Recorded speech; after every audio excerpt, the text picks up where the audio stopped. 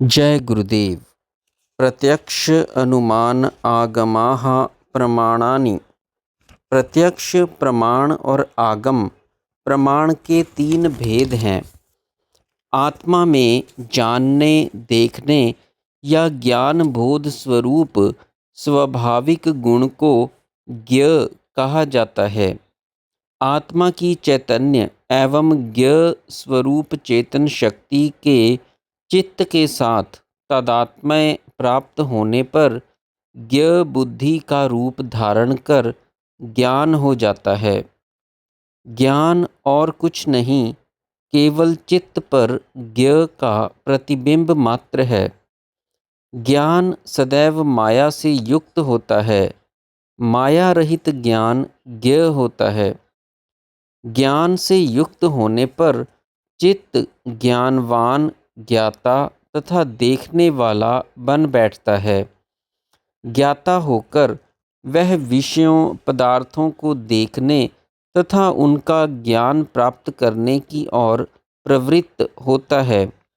जिन विषयों की ओर उसका ध्यान जाता है तथा जिनका उसे ज्ञान प्राप्त होता है, वे उसके ज्ञेय विषय हो जाते हैं। यहाँ पुनः यह याद करा दिया जाए कि ज्ञान प्राप्ति की उपयुक्त क्रिया चित्त के साथ तादात्म्य होने पर प्रसव क्रम में चेतन शक्ति की ही एक क्रिया है, जो शक्ति के अभाव में संभव ही नहीं है। यह ज्ञान चित्त में तीन प्रकार से घटित होता है। पहला प्रत्यक्ष अनुभव से, दूसरा अनुमान से तथा तीसरा सुनकर अथवा पढ़कर। जब कोई वस्तु, जीव अथवा घटना सामने प्रत्यक्ष हो तो उसे प्रत्यक्ष प्रमाण कहा जाता है। व्यक्ति विशेष को प्रत्यक्ष देखना, घटना विशेष को प्रत्यक्ष घटित होते देखना, किसी ध्वनि को कानों से प्रत्यक्ष सुनना, किसी दुर्गंध या सुगंध को प्रत्यक्ष नाक से सूंघना, किसी खाद्य पदार्थ का खट्टा मीठा स्वाद प्रत्यक्ष चख कर अनुभव करना तथा स्पर्श से किसी वस्तु का प्रत्यक्ष अनुभव करना, सभी प्रत्यक्ष प्रमाण के अंतर्गत हैं। प्रत्यक्ष ज्ञान पांचों ज्ञानेंद्रियों से प्राप्त होता है। प्रत्यक्ष प्रमाण से प्राप्त ज्ञान सदैव ठीक प्रमाणिक ही होता है। यदि प्रत्यक्ष देखने पर भी ज्ञान गलत हो तो वह वृत्ति प्रत्यक्ष प्रमाण न होकर विपर्य हो जाती है। रामलाल को प्रत्यक्ष देखकर श्यामलाल समझने की भूल कर बैठना विपर्य वृत्ति है। जो विषय प्रत्यक्ष नहीं अप्रत्यक्ष हो, उसका ज्ञान किसी अन्य विषय पदार्थ अथवा लक्षण को देख, सुन, सूंघ या स्पर्श कर प्राप्त करना अनुमान प्रमाण वृत्ति है। जैसे पद चाप, दरवाज़ा खुलने या बातों की आवाज़ सुनकर यह अनुमान लगाना कि रामलाल आ गया है, अनुमान प्रमाण है। यह अनुमान ठीक भी हो सकता है और गलत भी, किंतु प्रमाण तभी होता है जब ठीक हो, अन्यथा भ्रांति होती है। जो विषय प्रत्यक्ष भी सामने ना हो तथा ना ही किसी अन्य लक्षणों से उसका अनुमान ही लगा सकते हों, उसका ज्ञान कैसे प्राप्त किया जा सकता है? तब ऐसे लोगों के अनुभवों का सहारा लेना पड़ता है जो उस विषय को प्रत्यक्ष अनुभव कर चुके हैं।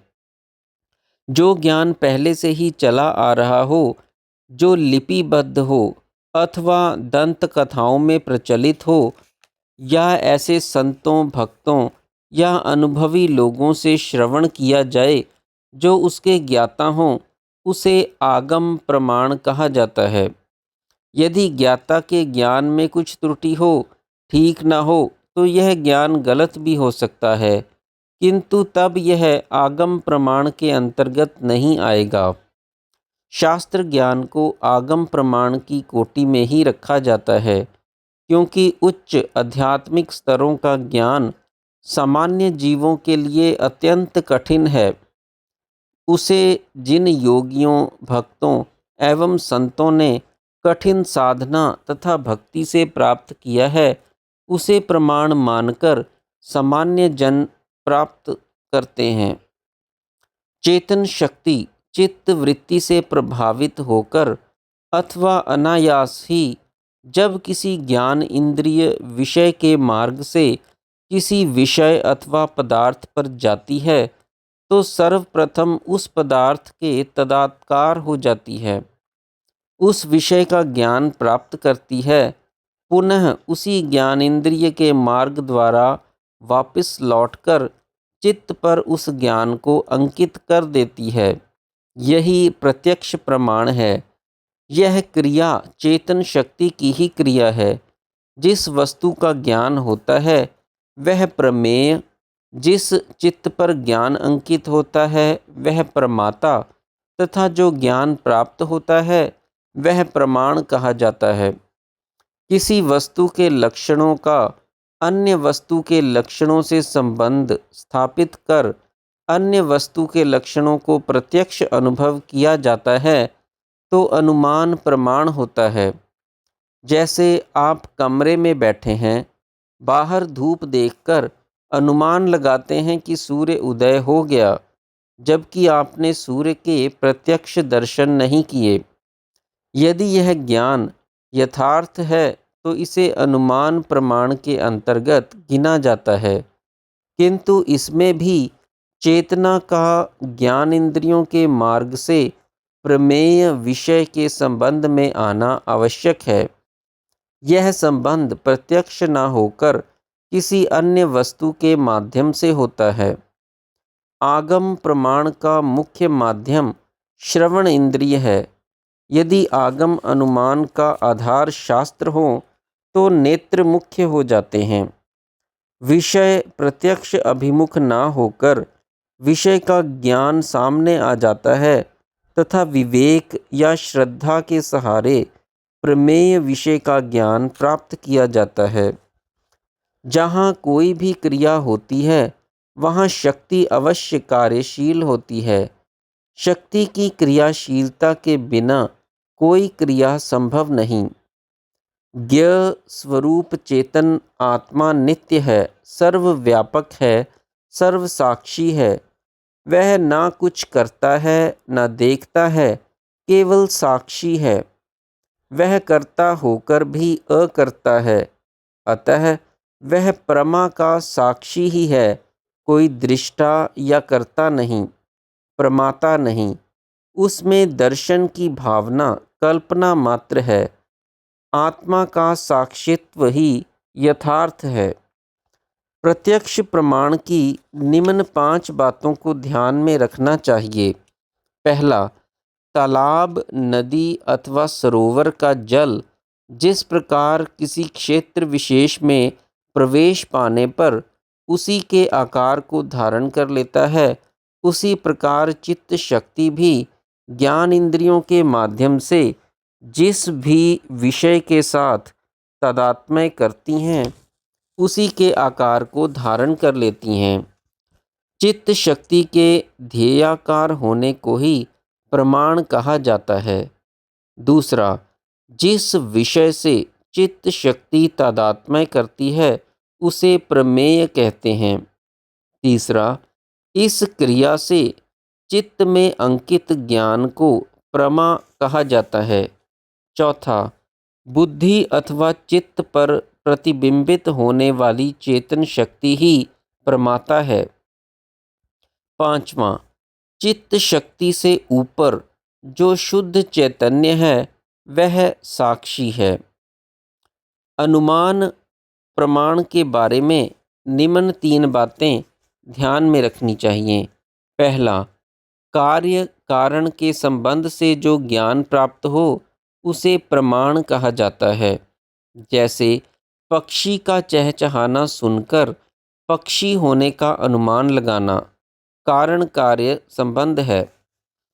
अब कार्य कारण संबंध, नदी का मटमैला जल देखकर ऊपर कहीं वर्षा हुई है ऐसा अनुमान लगाना।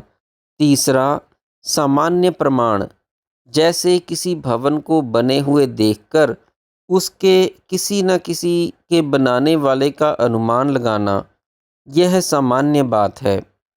आगम प्रमाण। अध्यात्म विषय में धर्म ग्रंथ तथा संतों आचार्यों के वचन ही प्रमाण हैं, क्योंकि वे अनुभव पर आधारित होते हैं। व्यवहारिक जीवन में इन्हीं आध्यात्मिक विभूतियों के वचन प्रामाणिक हैं। प्रमाण वृत्ति, विशेषतया प्रत्यक्ष प्रमाण, उसी अवस्था में संभव है जब जगत सम्मुख हो तथा उसका यथार्थ ज्ञान प्राप्त हो रहा हो। योग जगत के सत्य असत्य के विवाद में नहीं पड़ता। योग के सिद्धांत अनुसार यदि जगत सत्य है तो भी तथा असत्य है तो भी बंधन का कारण जगत के प्रति आसक्ति है, जगत नहीं। आसक्ति वृत्तियों के माध्यम से किस प्रकार चित्त में उदय तथा बलवती होती है, उसके लिए वृत्तियों का विषय प्रतिपादन किया गया है। इसमें कोई शंका नहीं कि जगत जैसा भी हो, किंतु वह मनुष्य के सन्मुख है तथा मनुष्य के चित्त को प्रभावित करता रहेगा। जय गुरुदेव।